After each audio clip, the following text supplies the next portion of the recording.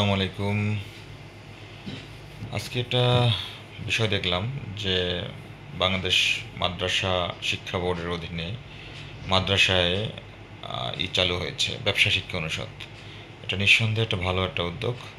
এই উদ্যোগটা ছিল তো মূলত গত আওয়ামী সরকারের আমলে নেয়া। এই সরকার এসে জাস্ট উদ্যোগটা বাস্তবায়ন করলো মাত্র। নিঃসন্দেহে এটা মাদ্রাসার জন্য একটা যুগোপযোগী উদ্যোগ। মাদ্রাসা ছাত্ররা ব্যবসা শিক্ষায় ভালো করে এই আমাদের যে বিজনেস যে লাইনটা আছে এই লাইনেও ভালো ভূমিকা রাখতে পারবে ইনশাল্লাহ। এ যাবৎ পর্যন্ত মাদ্রাসা ছাত্ররা সাধারণ গ্রুপ এবং মানে সায়েন্স গ্রুপে পড়াশোনা করে অনেক স্থানে সুন্দর উজ্জ্বল স্বাক্ষর রাখছে। এখন মাদ্রাসা ব্যাকগ্রাউন্ড থেকে মানে ব্যবসায়ী শিক্ষার যে উচ্চতর ডিগ্রি আছে সেগুলো নিয়েও এই লাইনেও মাদ্রাসা ছাত্ররা কাজ করতে পারবে। এটা নিঃসন্দেহে ভালো একটা উদ্যোগ। কিন্তু অনেকে দেখছি যে এটি নিয়ে খুব সংশয় প্রকাশ করছেন যে আলেম তৈরির পথ বন্ধ হবে, এ ধরনের সংশয় করছেন। না, এটা একদম ভুল ধারণা। আলেম যে হবার সে এমনিতেই হবে, সে এমনিতে হতে পারবে। আলিয়া মাদ্রাসার সিলেবাস এমনিতেই অনেক শর্টকাটে পরিণত হয়েছে এখন। তারপরে আমি বলবো যে আলিয়া মাদ্রাসাটাই হওয়া উচিত ছিল এই বাংলাদেশের মানে মূলধারার সিলেবাস। সেটা হলে হতো কি 90% মুসলিমের দেশে সবাই ইসলামটাকে ভালো করে জানতে পারতো যে মাদ্রাসা শিক্ষার মাধ্যমে একটা মানুষ সে প্রপার ইসলামের নলেজটা পেতে পারে খুব সহজে। এটা তার পক্ষে পাওয়াটা খুব ইজি, যেটা স্কুলের পক্ষে সম্ভব নয়। স্কুল থেকে যারা ইসলামিক নলেজ যেগুলো পেয়ে থাকে বা পায় বা শিখে, এটা একেবারেই খুবই ব্যক্তিগত উদ্যোগ বলা যায়। মানে পারিবারিক উদ্যোগ অথবা গ্রামভিত্তিক যে মক্তব, সেখান থেকেই প্রপার নলেজটা পায়। আর আধুনিক এই সময়ে কেউ ইউটিউব, ফেসবুক অথবা গুগল অথবা বিভিন্ন ইসলামিক পণ্ডিতের লেকচার শুনে অথবা পড়াশোনা করে শিখে। এর বাইরে আমার যে একাডেমিক যে পদ্ধতি, সেই পদ্ধতি থেকে স্কুলের পদ্ধতি থেকে এটা মানে বেসিক যে নলেজগুলো সেগুলো শেখা সম্ভব না। তাই স্কুলের সিলেবাসটা যদি এভাবে সাজানো হতো তাহলে এটা আমাদের জন্য খুব ভালো হতো। এই কিন্তু সেক্ষেত্রে মাদ্রাসার ছাত্ররা এগুলো শিখছে, প্লাস পারিপার্শ্বিক যে জেনারেল যে শিক্ষা সেগুলো পাচ্ছে, সর্বক্ষেত্রে ভূমিকা রাখতে পারছে এটা শিখে শিখে। তাই এটা খুব ভালো একটা কাজ হয়েছে।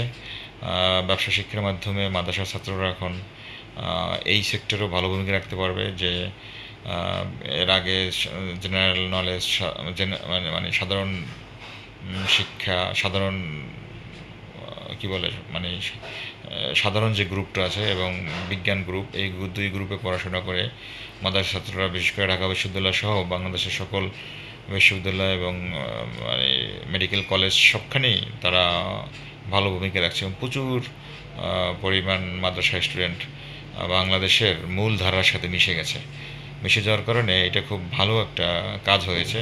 তো এইটার মাধ্যমেও আরেকটা ধারার পথ উন্মুক্ত হলো। মূলত যারা এটা মুক্ত হওয়ার পরে যে ভয় পাচ্ছেন যে হয়তোবা সমস্যা হবে, এটা তাদের একান্তই চিন্তাগত ভুল ধারণার কারণে ভয়টা পাচ্ছেন। আসলে যে আলেম হওয়ার সে এমনিতেই হবে, যার যেভাবে ইচ্ছা। কারণ আমরা নিজেরা মাদ্রাসায় পড়েছি, আমিও মাদ্রাসা থেকে উঠে আসা একজন ছাত্র। আমরা যখন 9-10-এ পড়তাম তখন থেকেই স্বপ্ন থাকতো যে আলিম পাশ করে আমরা বিশ্ববিদ্যালয়ে পড়াশোনা করব।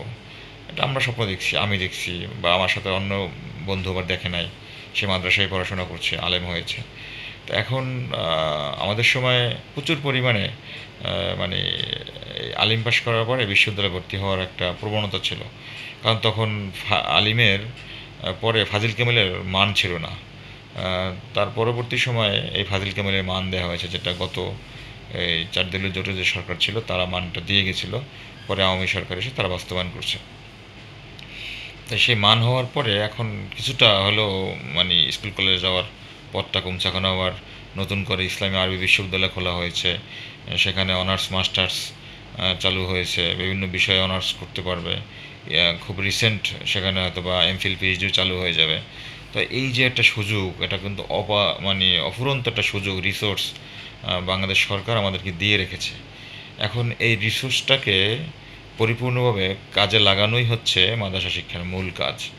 তো এখন দেখার বিষয় হচ্ছে যে যে ইসলামী আরবি বিশ্ববিদ্যালয়ের মাধ্যমে যে রিসোর্সগুলো সরকার মাদ্রাসা শিক্ষার জন্য দিয়ে রাখছে, এই রিসোর্সগুলোকে সঠিকভাবে কাজে লাগাতে পারলে এদেশে আলেমেরও অভাব হবে না, এবং এদেশে আপনার ডাক্তার বলেন, মাদ্রাসা শিক্ষা থেকে নেয়া ডাক্তার, ইঞ্জিনিয়ার, এখন বড় বড় সিএফ, মানে মানে বিভিন্ন ধরনের ব্যবসায়িক প্রশাসনের যে ডিগ্রি আছে, সেগুলো নেওয়া সম্পন্ন লোকেরও অভাব হবে না।